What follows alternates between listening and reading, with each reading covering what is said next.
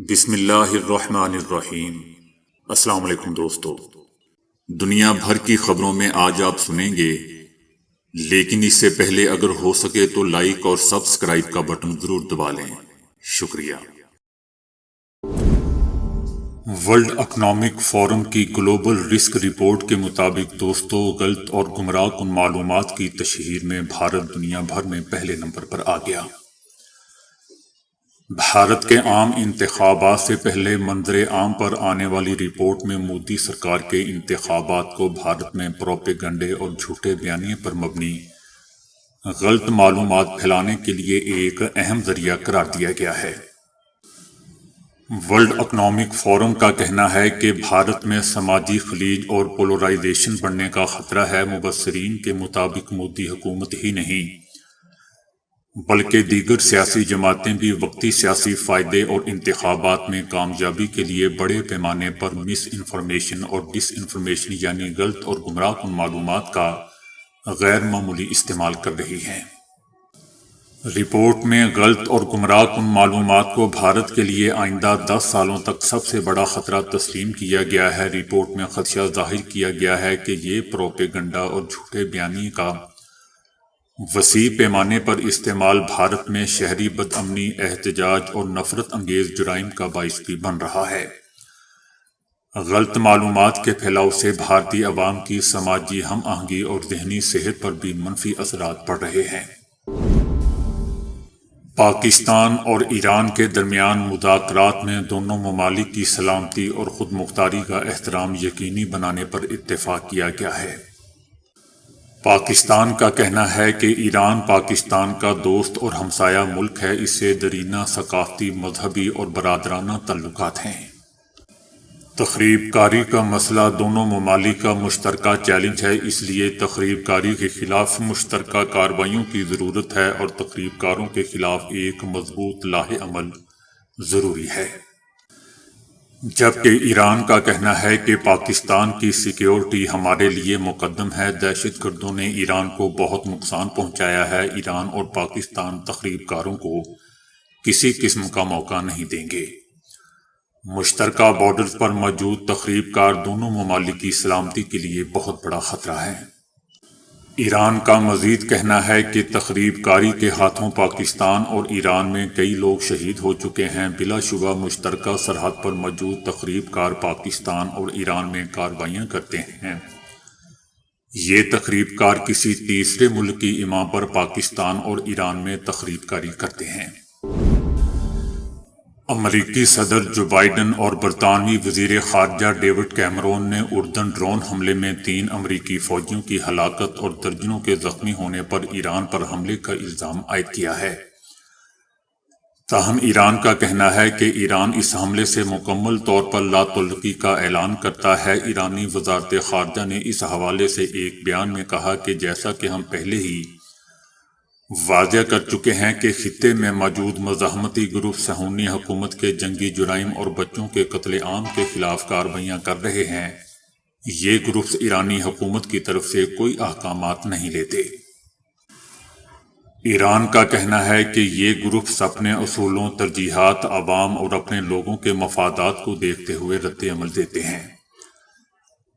ایران کا کہنا ہے کہ اس حملے میں ایرانی حکومت کے ملوث ہونے کا دعویٰ مخصوص سیاسی مقاصد اور خطے کی حقیقت کو بدلنے کے لیے کیا جا رہا ہے۔ اردن میں امریکی فوجی اڈے پر ڈرون حملے سے فوجیوں کی ہلاکت پر امریکی سینیٹرز نے ایران پر براہ راست حملہ کرنے کا مطالبہ کر دیا ہے۔ اردن میں امریکی فوجی اڈے پر ہونے والے ڈرون حملے میں 3 امریکی فوجی ہلاک اور 25 زخمی ہو گئے تھے۔ امریکہ نے ڈرون حملے کا الزام ایران پر عائد کیا تھا، تاہم ایران نے امریکی فوجی اڈے پر حملے کی سختی سے تردید کر دی ہے۔ اب امریکی سینیٹرز نے جو بائیڈن انتظامیہ سے مطالبہ کر دیا ہے کہ امریکی فوجی اڈے پر ڈرون حملے کے جواب میں ایرانی آرمی کو نشانہ بنائیں۔ یہ حملے جنگ کے لیے نہیں بلکہ دفاع کے لیے ہوں گے۔ امریکہ یمن کے حوثیوں کے حملے سے نمٹنے کے لیے پاکستان سے تعاون کا خواہش مند ہے۔ امریکہ کا کہنا ہے کہ پاکستان نیوی انٹرنیشنل کمبائنڈ میری ٹائم فورس کی مؤثر رکن ہے۔ حوثیوں کے حملوں سے خطے کی تجارت متاثر ہو رہی ہے۔ پاکستان سے بحر احمر میں کشیدگی پر ہم رابطے میں ہیں۔ امریکہ کا کہنا ہے کہ خطے کے دیگر ممالک حوثیوں کے خلاف ٹاسک فورس میں شامل ہوں تو خوش آمدید کہیں گے۔ امریکہ اور اس کے اتحادیوں کو یمن کی عوام کی مشکلات کا احساس ہے۔ امریکہ کا کہنا ہے کہ حوثیوں کے خلاف حکمت عملی جارحانہ نہیں ہے۔ امریکہ نے حوثیوں کے ٹھکانوں پر حملے کو دفاعی قرار دے دیا۔ امریکہ کا کہنا ہے کہ اسرائیل سمیت خطے کے تمام ممالک کو غذائی قلت سے بچانا چاہتے ہیں۔ بحری جہازوں کی آمد و رفت محفوظ بنانے کے لیے یمنی گروپ کے خلاف آپریشن کر رہے ہیں۔ خطے کے تمام ممالک بشمول پاکستان کو امریکہ اور برطانیہ کی نئی ٹاسک فورس کے تحت قائم کی جانے والی خوشحالی محافظ آپریشن کا ساتھ دینا چاہیے۔ امریکہ کا کہنا تھا کہ حوثیوں کو ہتھیار اور اسرائیلی جہازوں کی اطلاعات ایران فراہم کر رہا ہے۔ ایرانی حکومت کی پالیسیاں عام ایرانی عوام کے لیے بھی مشکلات کا باعث ہیں۔ امریکہ نے مطالبہ کیا کہ ایرانی حکومت مشرق وسطی میں اشتعال انگیز اور عدم استحکام کی کارروائیاں بند کر دے۔ 7 اکتوبر اور غزہ کی پٹی پر اسرائیل کے مسلسل حملے کے بعد 3 مہینوں میں امریکہ میں مسلم مخالف اور فلسطین مخالف امتیازی سلوک اور نفرت پر مبنی رویوں کی شکایات میں تقریباً 180% اضافہ ہوا ہے۔ غزہ جنگ شروع ہونے کے بعد سے امریکہ اور دیگر جگہوں پر اسلامو فوبیا اور فلسطینی مخالف تعصب میں اضافہ نوٹ کیا گیا ہے۔ کونسل آن امریکن اسلامک ریلیشنز یعنی CAIR نے پیر کے روز کہا کہ اسے 2023 کے آخری 3 مہینوں کے دوران تقریباً 3578 شکایات موصول ہوئی ہیں، جسے اس نے مسلم مخالف اور فلسطینی مخالف نفرت امیز رویوں کی جاری لہر قرار دیا ہے۔ تنظیم کا کہنا ہے کہ ملازمت میں امتیازی سلوک کی شکایات 662 واقعات کے ساتھ سر فہرست ہے۔ نفرت پر مبنی جرائم نفرت امیز رویوں کے واقعات 472 مرتبہ اور تعلیمی امتیاز 448 بار رپورٹ کیے گئے ہیں۔ PTI کے رہنما بابر اعوان نے دعویٰ کیا ہے کہ PTI نے پاکستان تحریک انصاف کی ویب سائٹ بند کر دی ہے۔ عمران خان کا جیل ٹرائل اقوام متحدہ کے انسانی حقوق چارٹر کی خلاف ورزی ہے۔ ان کا کہنا تھا کہ سپریم کورٹ کی طرح عمران خان کا جیل ٹرائل بھی پبلک کیا جائے۔ صرف شہادت قلم بند کرتے وقت عمران خان کو عدالت لایا جاتا ہے، ان کے مقدمے میں انصاف کا قتل ہو رہا ہے۔ بابر اعوان کا مزید کہنا تھا کہ نواز شریف ملک نہیں صرف اپنا کاروبار سنبھال سکتے ہیں، ان کے وزیر اعظم بننے کا کوئی چانس بھی نہیں ہے۔ امریکہ کے صدر جو بائیڈن نے شام کے قریب ڈرون حملے میں ہلاک ہونے والے امریکی فوجیوں کا بدلہ لینے کا اعلان کیا ہے۔ صدر جو بائیڈن کا کہنا تھا کہ مشرق وسطی میں گزشتہ رات امریکہ کے لیے بہت سخت رہی، ہمارے 3 بہادر فوجی جان سے ہاتھ دھو بیٹھے۔ تینوں امریکی فوجیوں کی ہلاکت کا بدلہ لیا جائے گا۔ امریکی صدر کا مزید کہنا تھا کہ امریکی فوجیوں پر ڈرون حملے کے ذمہ داروں کے خلاف کارروائی اپنے منتخب کیے گئے وقت اور انداز سے کریں گے۔ ان کا کہنا تھا کہ امریکی فورسز پر حملوں کو برداشت نہیں کیا جائے گا اور اس طرح کے واقعات روکنے کے لیے تمام ضروری اقدامات کریں گے۔ دوستو، یاد رہے کہ شام کی سرحد کے قریب ڈرون حملے میں 3 امریکی فوجی مارے گئے تھے جبکہ 25 زخمی ہوئے تھے۔ حماس کے رہنما کا کہنا تھا کہ 3 فوجیوں کی ہلاکت امریکہ کے لیے ایک سخت پیغام ہے۔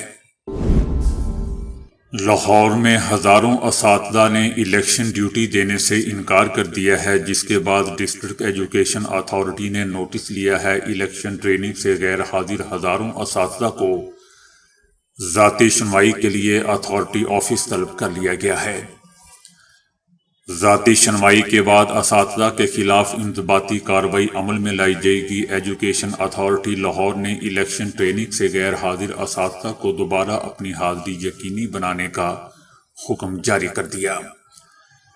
ایجوکیشن اتھارٹی لاہور کا کہنا ہے کہ احکامات کے باوجود غیر حاضری پر اساتذہ کو نوکری سے معطل بھی کیا جا سکتا ہے۔ دوستو، یاد رہے کہ الیکشن ٹریننگ حاصل کرنے والے اساتذہ کی 30 جنوری کو پولنگ اسٹیشن میں ڈیوٹیاں لگائی جائیں گی۔ دوستو، تصور کریں کہ آپ کسی طبی مرکز جاتے ہیں اور وہاں ایک ڈاکٹر کی بجائے آرٹیفیشل انٹیلیجنس یعنی AI سافٹ ویئر آپ کا معائنہ کرے تو کیا ہوگا؟ یقین کرنا مشکل ہوگا، مگر مستقبل قریب میں آپ کا معائنہ ایک AI ڈاکٹر کرے گا۔ جی ہاں، واقع گوگل کی جانب سے AI ڈاکٹر کی تیاری پر کام کیا جا رہا ہے اور یہ امراض کی تشخیص میں مدد فراہم کرے گا۔ چیٹ GPT جیسے لارج لینگویج ماڈل کو طبی دنیا میں دوستو انقلاب لانے کے لیے استعمال کیا جا سکتا ہے، اور اسی کو مد نظر رکھتے ہوئے گوگل ڈیپ مائنڈ کی جانب سے اس حوالے سے کام کیا جا رہا ہے۔ گوگل ڈیپ مائنڈ کی ٹیم نے ایک ایسا AI ماڈل تیار کیا ہے جو کسی ڈاکٹر کی طرح امراض کی تشخیص کر سکے گا۔ اس ماڈل کو artificial medical intelligence explorer AMIA کا نام دیا گیا ہے۔ اس حوالے سے ایک تحقیقی آرٹیکل میں بتایا گیا ہے کہ AMIA مریضوں سے تفصیلات حاصل کر کے یہ وضاحت کرے گا کہ ان کا مرض کس مرحلے پر ہے۔ گوگل کو توقع ہے کہ AMIA سے ڈاکٹر کی زندگی آسان ہو جائے گی، جبکہ انہیں مریضوں کے پاس جانے کی بھی ضرورت نہیں ہوگی۔ بلوچستان نیشنل پارٹی یعنی BNP کے سربراہ سردار اختر مینگل کا کہنا ہے کہ الیکشن میں ہمیشہ عوام نے ہمیں ووٹ دیا، معلوم نہیں ووٹ کون سی مخلوق غائب کر دیتی ہے۔ ان کا کہنا تھا کہ اس بار 4 حلقوں سے انتخاب لڑ رہا ہوں، کوئٹہ اور کلاس سے الیکشن اسمبلی میں جانے کے لیے لڑ رہا ہوں۔ ان کا کہنا تھا کہ الیکشن لڑنے کا مقصد یہ بتانا ہے کہ بلوچستان میں بسنے والوں کی وارث BNP ہی ہے۔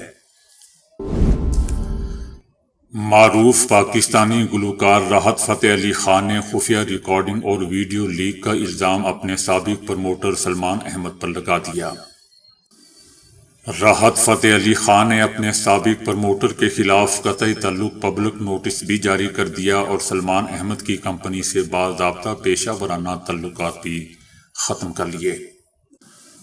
پبلک نوٹس میں دعویٰ کیا گیا کہ فنکار کے علم میں لائے بغیر خفیہ ریکارڈنگ کی گئی نجی ذاتی جگہ پر راحت فتح علی خان کی ساکھ کو داغدار کرانے کے لیے ساز باز سے کام لیا گیا، جبکہ دوسری طرف سلمان احمد کا کہنا ہے کہ راحت فتح علی خان نے اچانک معاملات ختم کر کے پیشہ ورانہ بددیانتی کی ہے۔ دوستو، یاد رہے کہ 27 جنوری کی رات گلوکار راحت فتح علی خان کی جانب سے اپنے ملازم نوید حسنین کی پٹائی کرنے کی ویڈیو وائرل ہوئی تھی۔ اس حوالے سے ملازم کا بیان بھی سامنے آیا تھا، جس میں نوید حسنین کا کہنا تھا کہ راحت فتح علی خان میرے استاد ہیں، جو بھی چل رہا ہے یہ سب جھوٹ ہے، وہ ہمارے مرشد ہیں، ہمیں مار سکتے ہیں اور ڈانٹ بھی سکتے ہیں۔ جس بوتل کی بات ہو رہی ہے وہ خان صاحب کے مرشد پاک نے پڑا ہوا تھا، وہ بوتل مجھ سے گم ہو گئی تھی۔ حسنین کا مزید کہنا تھا کہ جس نے ویڈیو بنائی ہے وہ بہت بڑا بلیک میلر ہے، یہ جو چل رہا ہے میرے استاد کو بدنام کرنے کی کوشش ہے۔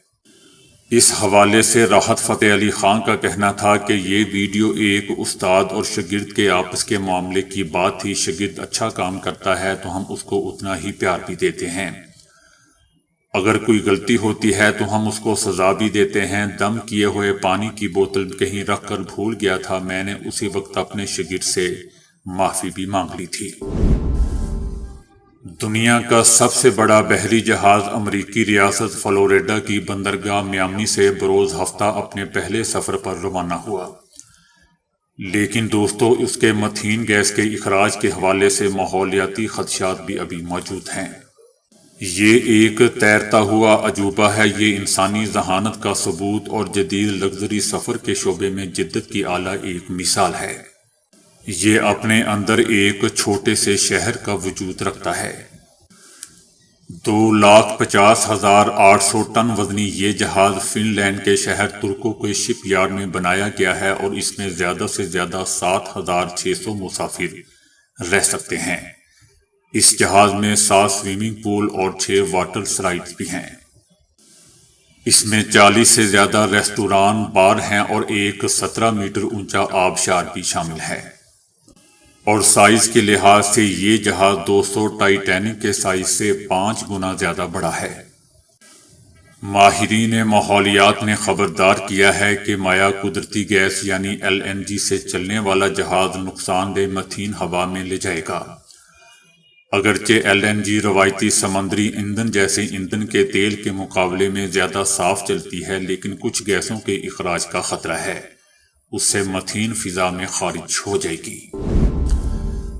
امریکی اخبار نیو یارک ٹائمز کا کہنا ہے کہ ہتھیاروں اور ماہرین اور انٹیلیجنس حکام کے حوالے سے اخبار نے بتایا ہے کہ 7 اکتوبر کے حملے اور غزہ کی پٹی کی موجودہ جنگ میں حماس کی طرف سے استعمال ہونے والے بہت سے ہتھیار ایک غیر متوقع ذریعے سے آئے ہیں۔ یہ ہتھیار حماس نے اسرائیلی فوجیوں سے چھینے تھے۔ بتایا جا رہا ہے کہ غزہ میں حماس کی ایک فوجی سنت ہے۔ زمین کے اوپر اور نیچے ان کے اسلحہ کے کارخانے ہیں۔ وہ جو اسلحہ چاہتے ہیں وہاں تیار کر لیتے ہیں۔ یہ بھی بتایا جا رہا ہے کہ حماس کی طرف سے اسرائیل کے ساتھ جنگ میں استعمال ہونے والے زیادہ تر ہتھیار اسرائیل کی طرف سے فائر کیے گئے ان بموں سے تیار کیے گئے تھے جو گرائے جانے کے بعد نہیں پھٹ سکے تھے۔ نیو یارک ٹائمز کا کہنا ہے کہ اسرائیلی حکام کو معلوم تھا کہ ان کے ہتھیاروں کو چھیننے کے خطرے سے بھی دوچار ہیں۔ پچھلے سال کے اوائل میں جاری ہونے والی ایک فوجی رپورٹ میں کہا گیا تھا کہ کمزور حفاظتی اڈوں سے ہزاروں گولیاں اور سینکڑوں ہتھیار اور دستی بم چھین لیے گئے تھے۔ برطانیہ سے تعلق رکھنے والے والٹر سمرفورڈ کو دنیا کا بدقسمت ترین انسان قرار دیا جاتا ہے، جس پر ہر 6 سال بعد آسمانی بجلی گرتی، اور یہاں تک کہ جب اس کا انتقال ہوا تو اس کی قبر پر بھی اس کے مرنے کے 6 سال بعد بجلی گر گئی۔ والٹر سمرفورڈ پہلی عالمی لڑائی کے دوران برطانوی آرمی میں آفیسر تھا۔ اس کو بیلجیم میں تعینات کیا گیا تھا، جہاں ایک دن وہ گھڑ سواری کر رہا تھا کہ اس پر آسمانی بجلی گر گئی، جس کی وجہ سے اس کا نچلا دھڑ مفلوج ہو گیا۔ کچھ ماہ کی معذوری کے بعد وہ دوبارہ چلنے پھرنے کے قابل ہو گیا، تاہم اسے آرمی سے نکال دیا گیا۔ بعد میں وہ کینیڈا چلا گیا، جہاں اس نے نئی زندگی شروع کی۔ پہلی بار بجلی گرنے کے 6 سال بعد وہ ایک دن مچھلی پکڑنے کے لیے قریبی تالاب میں گیا اور ایک درخت کے نیچے بیٹھ گیا۔ اسی دوران اس پر آسمانی بجلی گری اور اس کے جسم کا آدھا حصہ مفلوج ہو گیا۔ خوش قسمتی سے وہ 2 سال بعد تندرست ہو گیا اور نئی زندگی شروع کر دی۔ تیسری بار والٹر سمرفورڈ پر بجلی اس وقت گری جب وہ ایک پارک میں واک کر رہا تھا۔ اس واقعے کے بعد وہ 2 سال تک موت اور حیات کی کشمکش میں مبتلا رہنے کے بعد آخرکار انتقال کر گیا۔